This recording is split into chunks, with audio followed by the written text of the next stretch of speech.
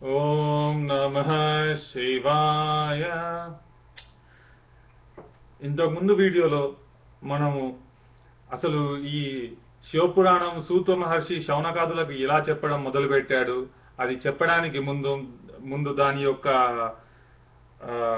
అసలు ఈ శివపురాణం ఎలా ఎవరి నుంచి ఎవరికి వచ్చినది, శివుడి దగ్గరికి వెళ్ళి బ్రహ్మకు, బ్రహ్మదేవుడి దగ్గరికి వెళ్ళి నారదుల వరకు, నారదుల వారి దగ్గరికి వెళ్ళి సనత్ కుమార్ల వారికి, సనత్ కుమార్ల వారి నుంచి వ్యాసులకు, వ్యాసుల వారి నుంచి వారి పుత్రుడైన సుఖయోగేంద్రుల వారికి మరియు సూత మహర్షులకి ఎలా రావడం జరిగింది.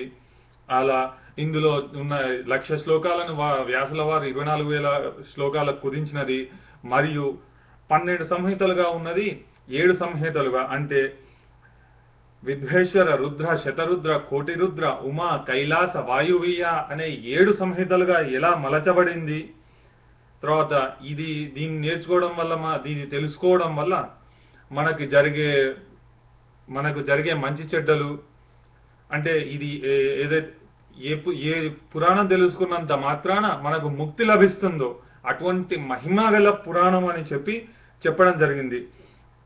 ఈ యొక్క మహత్తును తెలియజేయడానికి అనగా, అంటే ఈ పురాణం మొదలు పెట్టడానికి పూర్వం ఆ యొక్క మహత్తును తెలియజేయడం కోసం సూత మహర్షుల వారు 2 కథలు చెప్పారు. ఒకటి దేవరాజు కథ, మరొకటి చెంచులోపాఖ్యానం. ముందుగా ఈ 2 కూడా మనం తెలుసుకుందాం. దేవరాజు కథ. చాలా కాలానికి పూర్వం కిరాత నగరంలో దేవరాజు అనే బ్రాహ్మణుడు ఒకడు ఉండేవాడు. పేరుకైతే బ్రాహ్మణుడే గాని ఆచార వ్యవహారాలు ఏ ఒక్కటి కూడా పాటించేవాడు కాడు. కనీసం స్నాన సంధ్యలైనా క్రమంగా ఆచరించేవాడు కాదు.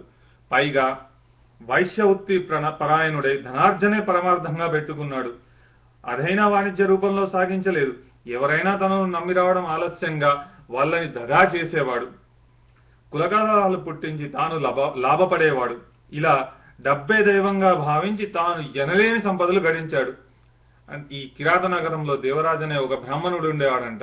ఎలా అంటే ఏ ఆచారాలు పాటించకుండా, అసలు కనీసం మన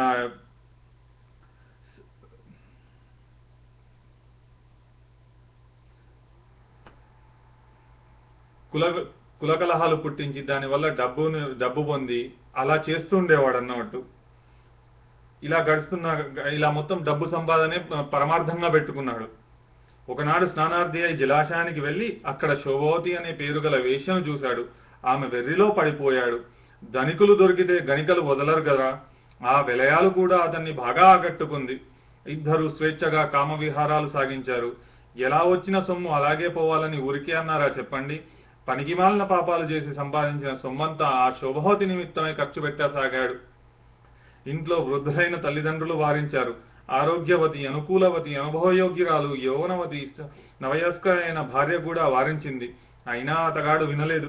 ఒక రాత్రికి రాత్రి భార్యను, తల్లిదండ్రులను హత్య చేసి ఉన్న సంపదంతా మూటగట్టుకొని ఆ కులట పంచకే వెళ్లిపోయాడు. సొమ్ములైపోగానే ఆ సోకులాడి అతనిని తరిమివేసినది. అతడు ప్రతిష్టానపురం చేరాడు. అంటే ఈయన ఉన్న డబ్బులంతా శోభవతి, అంటే దానికి ముందు ఒక శోభవతి అనే వేశ్యని చూసి ఆమె వెర్రిలో పడిపోయాడంట. ఉన్న డబ్బుని సర్వం ఆమె మీద ధారపోయడం మొదలుపెట్టాడు. ఇంట్లో తల్లిదండ్రులు చెప్పినా, భార్య చెప్పినా ఎవరిని కూడా లెక్క చేయకుండా ఉన్న డబ్బునంతా ఆ సోకులాడి మీద తగలబెట్టడం మొదలుపెట్టాడు.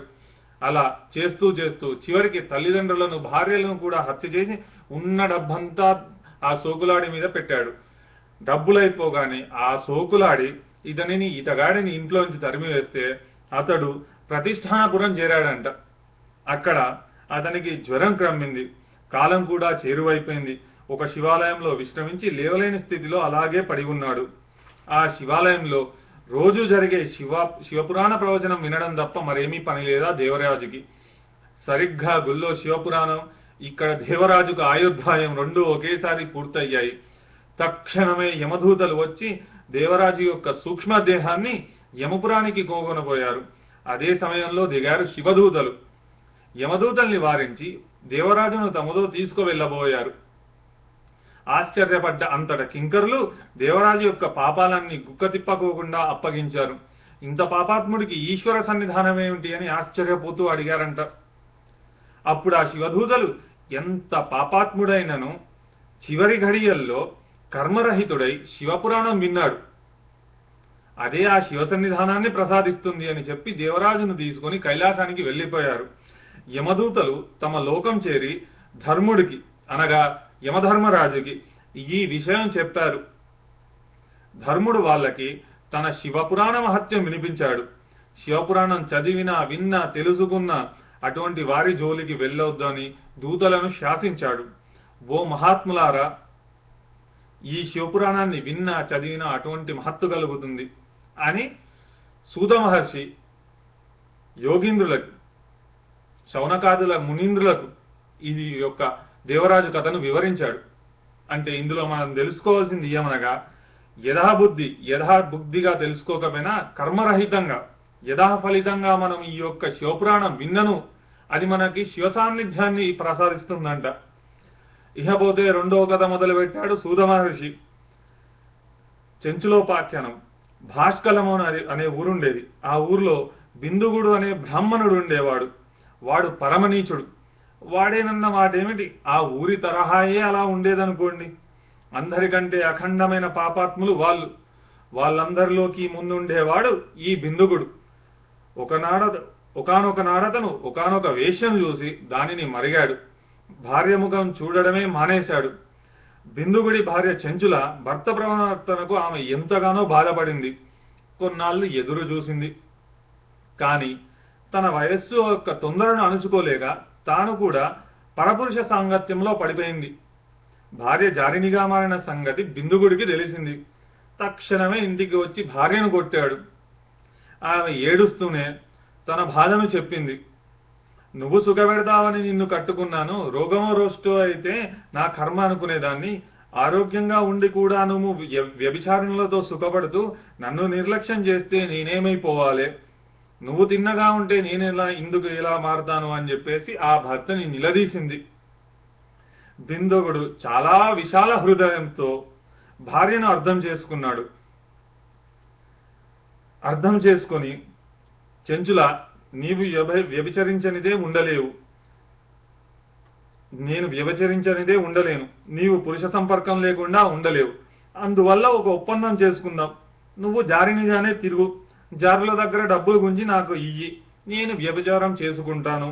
అప్పుడు మన ఇద్దరికీ గొడవలు ఉండవు.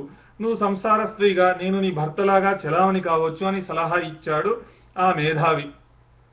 చెంచుల అందుకు అంగీకరించింది. రోజులు అలా సాగుతుండగా బిందుగుడు ఒకనాడు హఠాత్తుగా మరణించాడు. చెంచుల విధవరాలైపోయింది. అయినా జారత్వం మానుకోలేకపోయింది. కాలవశాత్ చెంచుల గోకర్ణ క్షేత్రం వెళ్ళింది. అక్కడ మహాబలేశ్వరాలయంలో పురాణ శ్రవణం చేసింది. పాపులు నరకానికి ఎలా పోతారో, ఎలా హింసించబడతారో వింది. అది వినగానే ఆమెకు భయం వేసింది. ప్రవచనానంతరం ఆ పౌరాణికుణ్ణి కలిసి తన కథనంతా చెప్పి తన పాపానికి పరిహారం చెప్పమంది.